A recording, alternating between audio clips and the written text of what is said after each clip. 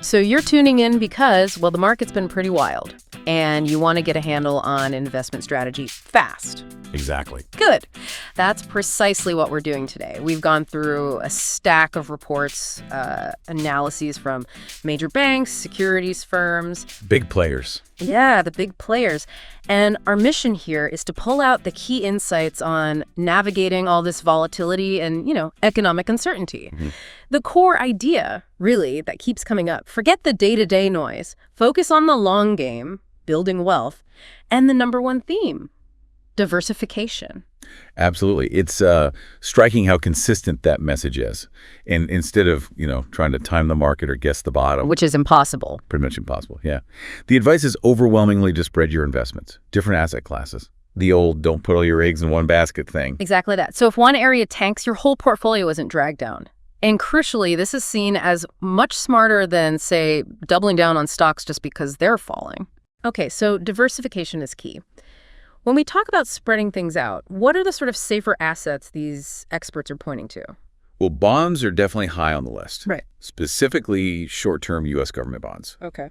And what's interesting there is some recent regulatory tweaks in banking are actually expected to boost demand for these. Oh, really? How so? Basically, it allows banks to hold more of them more easily. There. So more buyers could mean potentially some extra returns for people already holding them. Got it. Makes sense. And the other classic safe haven, gold. Gold, yes. Yeah. Consistently flagged as a really important defensive pillar.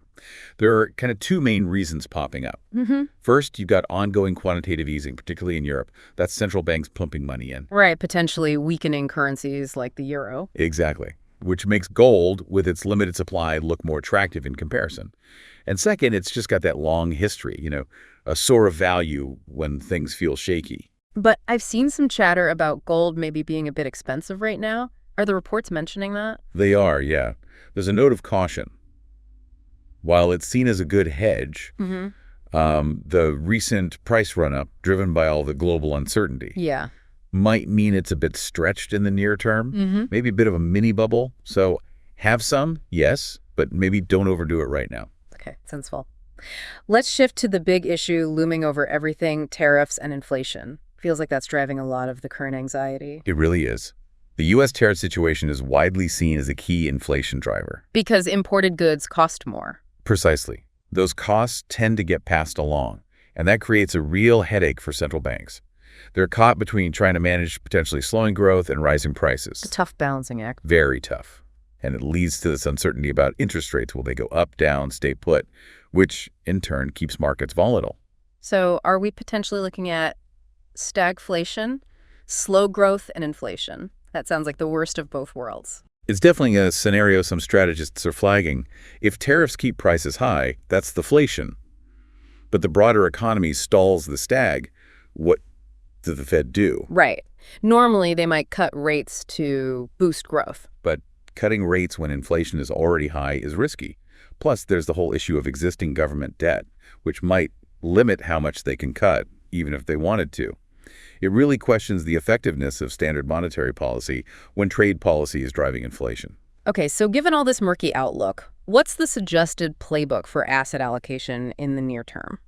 Near term, the emphasis is definitely on safety. We're talking a pretty hefty weighting towards those safer assets, bonds, gold, and even just holding cash. So the majority of the portfolio? In many recommendations, yes, the majority.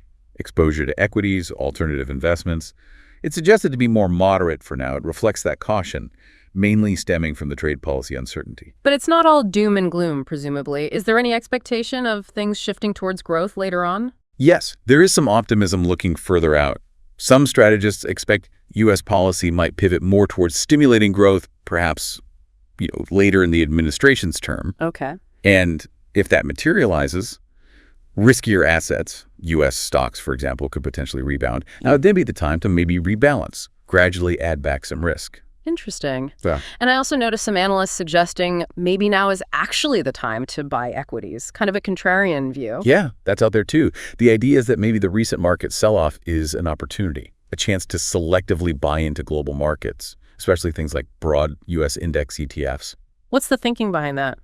Well, the belief is that maybe the pessimism around tariffs or even AI disruption, It's a bit overblown. Some still see underlying strength in the U.S. economy and believe the Fed still has tools it can use effectively. Right. And one last thing, the dominance of U.S. tech. There's been talk that maybe that era is fading. What's the take there? That concern is definitely being discussed.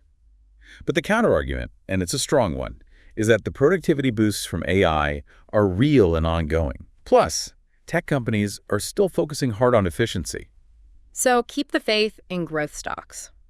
The general advice seems to be, if you hold those long-term growth positions, particularly in tech, stick with them.